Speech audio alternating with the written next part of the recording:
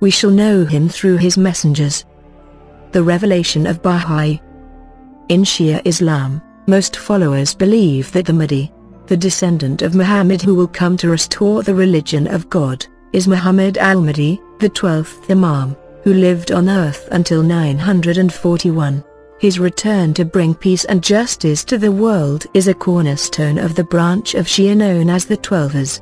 This belief was especially prevalent in 19th century Persia, where Shia Islam had for centuries been the state religion.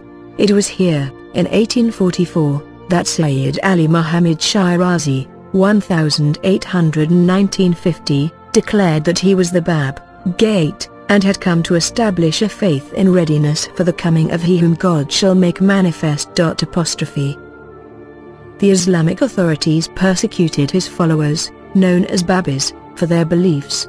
Among them was Mirza Husayn Ali Nuri, who came to believe he was the one whose coming had been predicted by the Bab. He adopted the title Baha'u'llah, Glory of God, in 1863, proclaiming that he was a messenger of God, the latest in a line of such messengers including Moses, Buddha, Jesus, and Muhammad. Throughout history, he explained, religions have been established by these messengers, with each one in turn bringing the religious truth in a manner that was well suited to the time and place.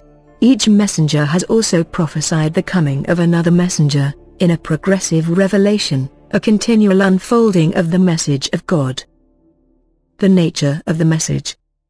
In his writings, Baha'u'llah explains that God has two reasons for sending these prophets to the world. The first is to liberate the children of men from the darkness of ignorance, and guide them to the light of true understanding.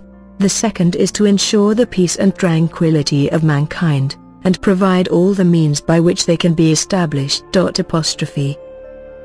Baha'u'llah's own mission, as the messenger prophesied by previous prophets, was to bring a message that was relevant to the modern world, one of worldwide peace, unity, and justice. Central to his message was the concept of unity of religion, acceptance of the validity of all the world's major religions, and respect for their prophets as messengers of God.